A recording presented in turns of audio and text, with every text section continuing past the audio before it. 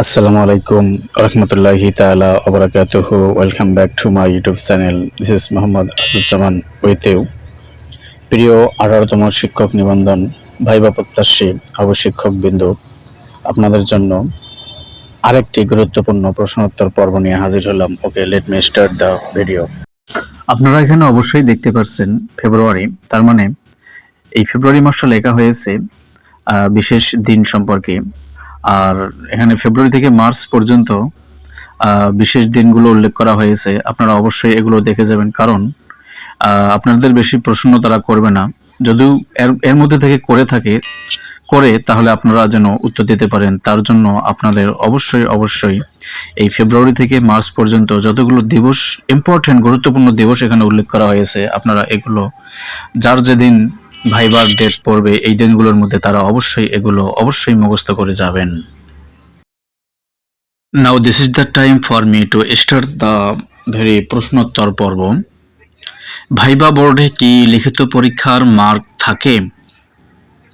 আসলে ভাইবা বোর্ডে গিয়ে লিখিত পরীক্ষার মার্ক থাকে কিনা তা বলা মোটেও সম্ভব না। তবে এ যাবৎকালে যতগুলো ভাইবা হয়েছে, লিখিত পরীক্ষার মার্ক ভাইবা বোর্ড থেকে কাউকে জানানো হয়নি। তো এখান থেকে বলা যায় যে ভাইবা বোর্ডে লিখিত পরীক্ষার মার্ক থাকে না, যদিও থাকে তা অন্যকে জানানো হয় না সেখান থেকে। তো পরের প্রশ্ন, যদি না থাকে জানবো কিভাবে? হ্যাঁ, জানার অবশ্যই উপায় রয়েছে, তবে ভাইবার সময়ে নয়।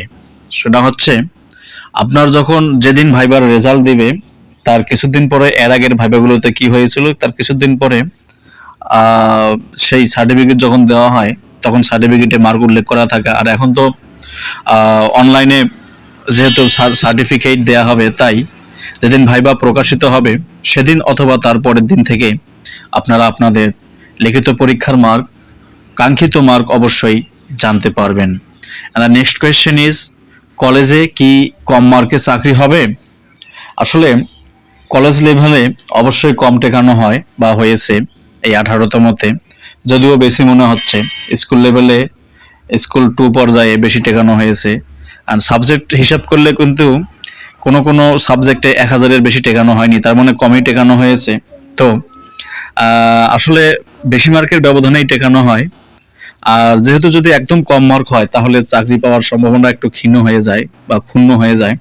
তো তারপরেও প্রতিষ্ঠান চয়েস যদি একটু জেনে বুঝে শুনে দেয়া যায় তাহলে হয়তোবা আপনারা যারা কম মার্ক পাবেন হতাশাগ্রস্ত না হয়ে আপনারা আশা রাখতে পারেন যে হ্যাঁ, ইনশাল্লাহ আপনাদের চাকরি হবে। ভাইবা বোর্ডে তো কয়েকজন প্রশ্নকর্তা থাকে, তাহলে তারা যখন বসতে বলবে তখন কার দিকে মুখ করে থ্যাংক বলবো? তো খুব গুরুত্বপূর্ণ একটা প্রশ্ন। ভাইবা বোর্ডে যেহেতু কয়েকজন প্রশ্নকর্তা থাকবেন, তারা সবাই বিচক্ষণ, ট্যালেন্টেড এবং সম্মানিত ব্যক্তি।